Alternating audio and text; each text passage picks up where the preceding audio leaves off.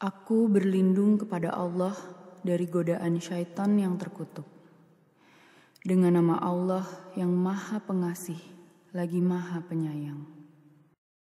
Masalah ini, Ustadz, bagaimana sikap kita terhadap saudara, keponakan, ipar yang belum memakai hijab, bahkan cenderung berpakaian seksi?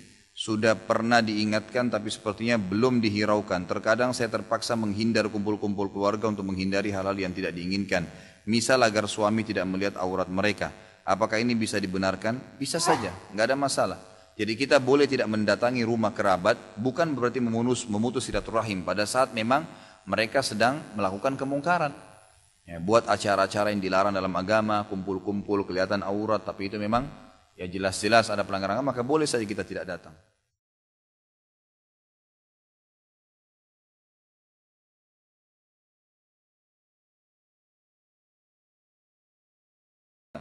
Yang terakhir adalah, Ustadz, benarkah ahli sunnah wal jamaah tidak pernah melakukan zikiran bersama setelah sholat di masjid? Kenapa seperti itu, Ustadz? Ya. Jadi yang saya tahu, Allahu a'lam, memang Abdullah bin Umar menyebutkan dalam riwayat bahwasanya saya mengetahui sholat di masjid Nabi SAW sudah selesai dengan saya dengarkan suara zikir mereka. Dengan saya dengarkan suara zikir mereka, maksudnya Nabi dan para sahabat. Jadi di zaman Nabi SAW itu zikir habis sholat bersuara sebenarnya, bersuara. Tetapi tidak dilakukan secara bersamaan. Gitu. Jadi misal Nabi SAW lagi baca ayat kursi, sahabat sana lagi baca Al-Ikhlas, sahabat sana lagi baca Al-Falaq, yang sana lagi baca Subhanallah 33, dibebaskan oleh Nabi SAW. Itu yang ada dalam hadis. Tapi suara mereka terdengar, gitu kan. Kalau ada sekarang orang lebih memilih zikir dengan tidak mengeluarkan suara, gitu kan, mungkin hanya dia saja yang dengar, itu adalah termasuk adab sebenarnya. Adab dan tata kerama agar orang-orang tidak terganggu dengan dia. Tapi intinya disunnahkan, boleh saja orang mengeraskan suaranya dalam zikir habis sholat, ya, tidak ada masalah. Ya, kita lihat kalau selama saya pernah di Saudi 7 tahun, setiap saya sholat di masjid-masjid yang ada di dekat-dekat rumah masyarakat, itu pas habis sholat mereka pada baca la ilaha illallah, ada yang baca subhanallah, baca ayat kursi, tapi masing-masing secara individual. Karena membaca secara serentak berjamaah ini itu butuh panduan, butuh tuntunan dari Nabi SAW. Apakah Nabi SAW pernah menuntunnya? Yang kita temukan malah yang ada adalah riwayat Abdullah bin Mas'ud radhiyallahu anhu.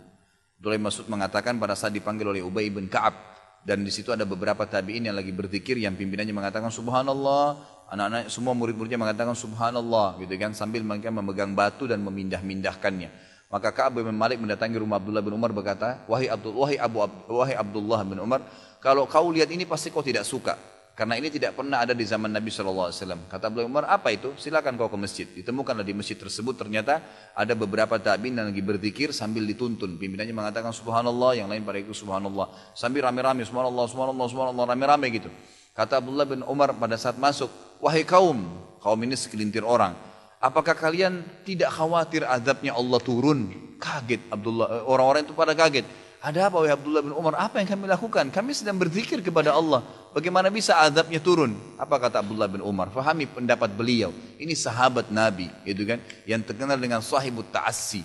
Orang yang paling fanatik dengan Nabi SAW, Abdullah bin Umar radhiyallahu anhu. Jadi apa saja dikerjakan oleh beliau, semua yang Nabi kerjakan gitu. Beliau mengatakan, sungguh bajunya Nabi SAW masih bisa dilihat dan dipakai. Artinya Nabi ini baru meninggal, bajunya aja sekarang masih ada. Panci-pancinya masih bisa dipakai, rumahnya masih bisa dihuni. Kalian sudah berani melakukan apa yang Nabi kalian tidak contohkan, gitu kan? Berarti akan datang azabnya Allah bukan karena perbuatan kalian, tapi karena tidak pernah Nabinya contohkan. Artinya kalian menambah-nambah dalam agama ini. Jadi ini berbahaya sekali, gitu kan? Seseorang telah datang di depan Hasan Basri lalu sholat habis asar 6 rakaat.